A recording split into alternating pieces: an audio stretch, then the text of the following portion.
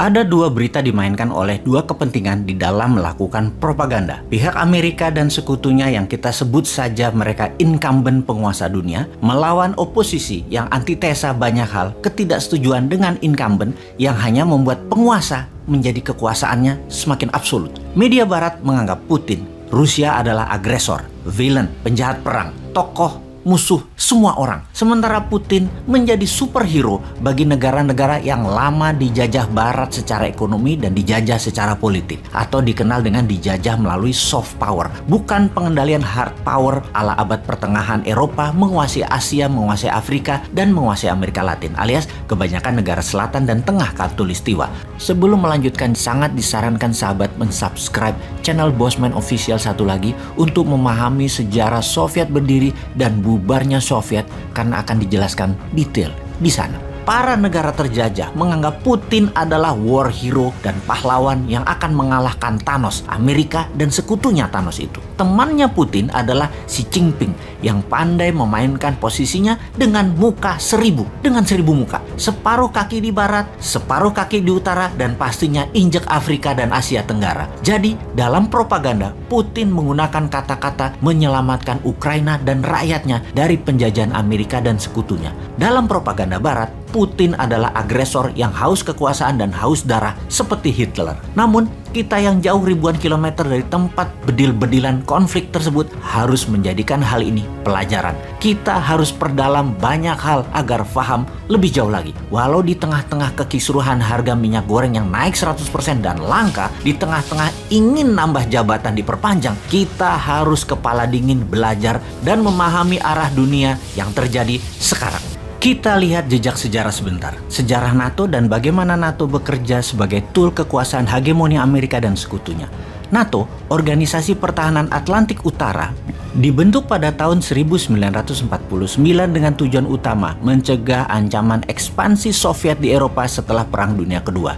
Setelah itu, Amerika memandangnya sebagai alat untuk mencegah kebangkitan tendensi nasionalisme di Eropa dan untuk mendorong integritas politik di benua tersebut. Pada intinya, organisasi ini berperan sebagai aliansi keamanan kolektif dengan tujuan memberikan pertahanan bersama melalui sarana militer dan politik jika negara anggotanya terancam oleh negara eksternal. Akibat kebuntuan konflik perbatasan antara Rusia dan Ukraina, Ukraina semakin berambisi bergabung dengan aliansi NATO ini. Namun bagi Rusia, gagasan itu merupakan garis merah. Ini alarm, tanda bahaya nyala.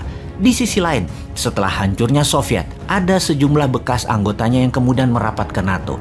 Aliansi ini juga berisi belasan bekas anggota Pakta Warsawa dulu yang dibentuk untuk menandingi NATO. Pada bulan Maret 1999, 3 negara Eropa Timur bergabung dengan Pakta Pertahanan NATO, yaitu Polandia, Ceko, dan Hongaria.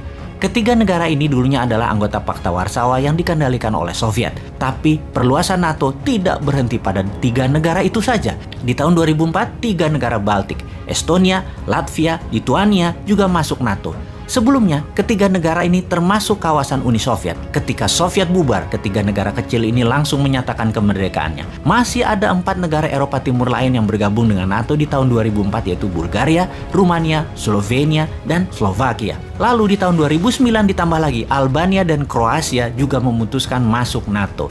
Artinya hanya dalam kurun waktu 15 tahun ada 12 negara Eropa Timur yang dulu berada di bawah pengaruh Soviet akhirnya bergabung dengan Pakta Pertahanan Aliansi Barat NATO.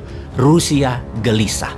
Dalam pertemuan puncak NATO di 2008 di Rumania, Presiden Rusia Putin menyuarakan kegelisahannya dengan perluasan NATO tersebut. Dalam konferensi pers, Putin mengingatkan munculnya sebuah aliansi militer di perbatasan Rusia bisa dilihat sebagai ancaman langsung ke Rusia. Ketika itu NATO sedang membahas kemungkinan masuk Georgia dan Ukraina, tapi sebagian besar anggota NATO menolak perluasan lebih jauh karena sadar akan ada pertentangan dari Rusia. Pendahulu Putin, Boris Yeltsin, juga dulu sudah mengingatkan bahwa perluasan NATO ke timur akan menjadi hal yang mengkhawatirkan bagi Rusia. Akhirnya diputuskan pembentukan sebuah forum yang dinamakan Dewan NATO Rusia untuk melakukan konsultasi keamanan secara kontinu. Intinya, Putin tetap menolak. Pada awal masa jabatannya, Vladimir Putin sebenarnya mencoba membangun kerjasama dengan NATO baru tersebut. Namun lama-kelamaan Putin makin kecewa terhadap NATO, apalagi setelah aliansi militer itu di tahun 2004 menerima keanggotaan 3 negara Baltik. Kalangan politik dan sebagian besar warga Rusia sampai saat ini masih khawatir negaranya, Rusia, dikepung oleh Barat. Kalau dari sisi New Mind, maka dapat disimpulkan memang ada kesalahan besar dan pesan politik yang salah ketika NATO membahas kemungkinan masuknya Ukraina dan Georgia. Itu politik yang buruk. Sikap NATO ketika itu menambah kecurigaan Putin bahwa pihak Barat hanya ingin mendominasi dan mendikte Rusia. Inilah yang membuat krisis Ukraina saat ini makin rumit, karena bagi Rusia, Ukraina harus diambil alih.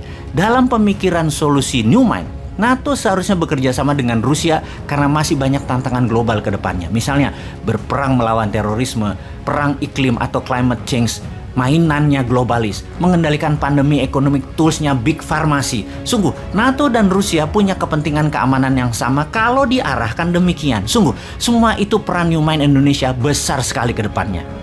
Ngarep ya?